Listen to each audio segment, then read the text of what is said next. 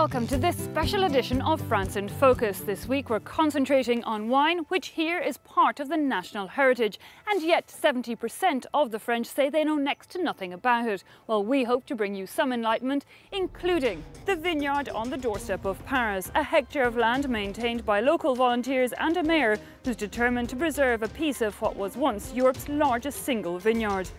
And where there's a wine, there are many ways, from soil vibrations to astrological movements. We'll be looking at the latest methods of growing a great grape and the artful architecture of modern vineyards, where not just the wine, but also the walls breathe. Well, we're going to start here in Surin. As you can see, the panorama of Paris here behind me, and yet if you look around you could be forgiven for thinking we were in Bordeaux. This is the biggest vineyard in the greater Paris area, maintained by locals who are currently harvesting this year's crop. Harvest time at Surin Vineyard. The men and women cutting the grapes, however, are not seasonal workers, but rather seasonal volunteers. Every September or October, they give up their free time for a breath of fresh air and to help keep their local town centre vineyard up and running. I live just nearby, and it's always a great pleasure to take part in the harvest. A return to nature on the edge of Paris. I live in Paris, but I come out here for the harvest of the grapes in memory of the vineyards that used to encircle the city. You know, the greater Paris area, from the Middle Ages until the 18th century, was one of the biggest vineyards in all of France. As urban areas grew, Surin was for a long time overlooked and reduced at one point to a simple family plot. That was until the local mayor's office took over in the early 80s. Jean-Louis Tessot, just 33 at the time, was already passionate about reviving the vine.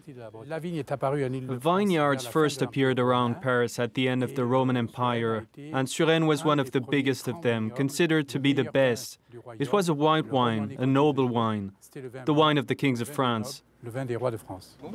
Today, 1 hectare has been restored, sprouting 4,800 vines, and while volunteers help with the harvest, it's a professional wine grower from the south who takes over technically.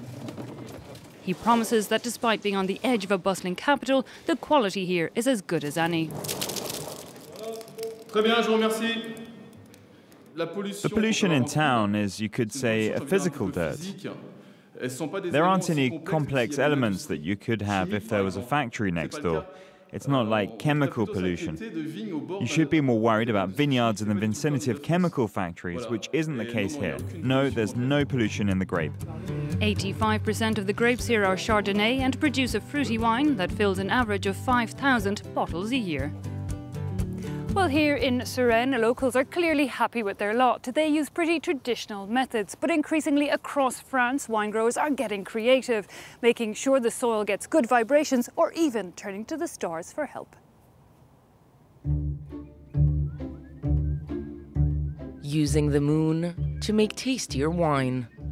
It may sound a bit far-fetched, but that's what biodynamic wine is all about. The movements of the moon relative to the zodiac constellations dictate the timing of the harvest.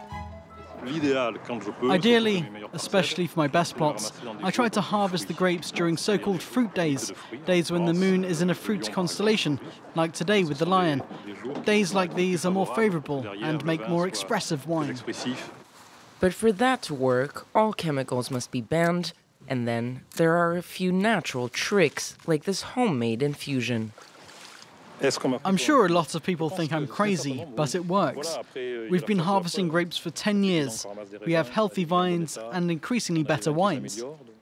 In France, there are about 400 biodynamic farmers, and 3/4 of them are winemakers. But the technique isn't just a new fad. Some experts say it does improve the quality of the wine. If we're talking about important vineyards, there's no doubt about it, these wines are much lighter. Other winemakers have gone with a completely different strategy, using all that technology has to offer. Instead of questioning the moon, they turn to drones or satellite maps to determine which grapes to pick first. Without this map, we would harvest plot by plot, mixing different qualities of grapes. But with this precise information, we can harvest grapes that have the same quality. Technology, however, only goes so far. To determine the aromatic potential and therefore the quality of the wine, tasting is still the best tool. Or is it sound? Music soothes the soul, and apparently it soothes the vines too. Exposing the crop to music for several minutes a day is believed to keep the vine doctor away. We have ears, and vines have the whole surface of their leaves to catch vibrations.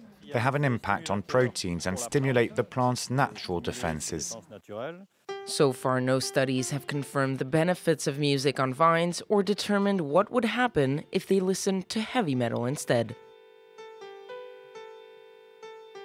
New methods and new designs too. The art of winemaking is getting ever more creative as world-renowned designers develop wine warehouses that reflect both the colour and the life of the grape.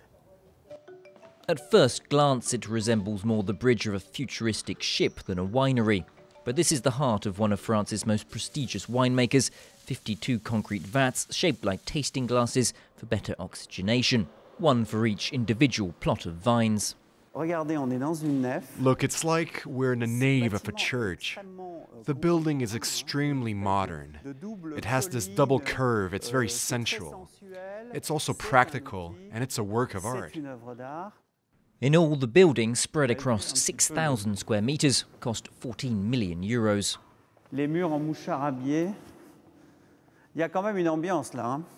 For that price, the atmosphere isn't only elegant, but also functional. The latticed wall is useful because it allows the air through, so that allows us to regulate the temperature and the humidity. Outside, the classic Bordeaux chateau sits comfortably next to the newcomer's modern lines. Dubbed the winery under the hill, the concrete curves and grass-covered roof are an extension of the landscape with a panoramic view of the surrounding vineyard. Not to be outdone, the neighbouring domain has also invested heavily. Designed by the famous French architect Jean Nouvel and costing 11 million euros, its red colour pays tribute to the wine made inside. That motif even extends to the red glass pebbles on the roof.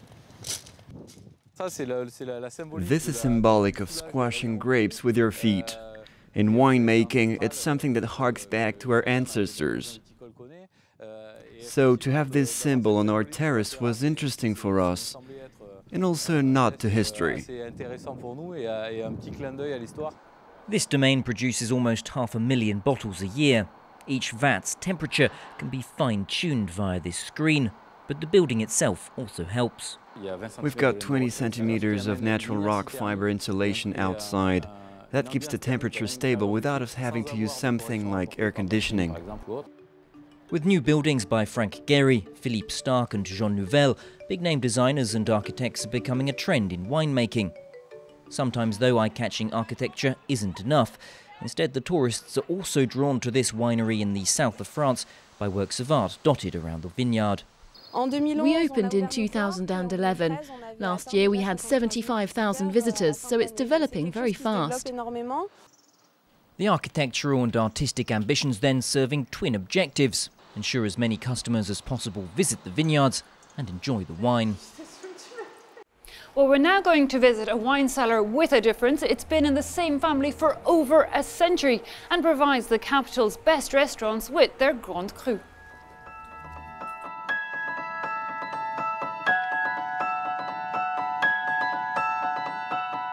So, Mr. Yves Legrand, you're the owner of this fine wine cellar and the man responsible for minding all this precious wine. Bonjour, Eve. Oui, des centaines de milliers de bouteilles ici dorment. Yes, hundreds of thousands of bottles here are sleeping at a constant atmosphere, temperature and humidity. For the wine to mature, it needs rest, to be calm, and I would even say given a little bit of tenderness. J'allais dire presque qu'il lui faut aussi de la tendresse. A labyrinth of wine bottles, mostly but not only from France. Mr. Legrand says more and more of his shelf space is being given to wine from Austria, Germany or elsewhere. So here you have a well-known Italian wine. It's good that French wine has competition, otherwise it might rest on its laurels. And we must stay the best, which is why they must be looked after perfectly. So what is it about French wine that makes it the best, if it is the best? The climate, where the vines like to be best. Perhaps the reason why French wine is at the top is because France is a taste creator. We have an elegance where we are really looking for prestige and refined pleasure. A refined pleasure that can be appreciated even before tasting. So I've poured some into the glass, and already I can see that it's a wine that has a certain age. Because the younger a wine is, the clearer the color. For a red wine that will be like cherries, fresh fruit. Then I will use my nose. There are a number of aromas in a wine, dozens of them, if not hundreds, and the question then is, do you like it? Is it something new to you, something interesting? And then we taste it, allow it to wash over our palate, and it's just about what you feel. You don't need to use any technical terms. Absolutely not. Like any dish or cake your mother would have baked. Is it good or not? Is it too sugary or not? That's it.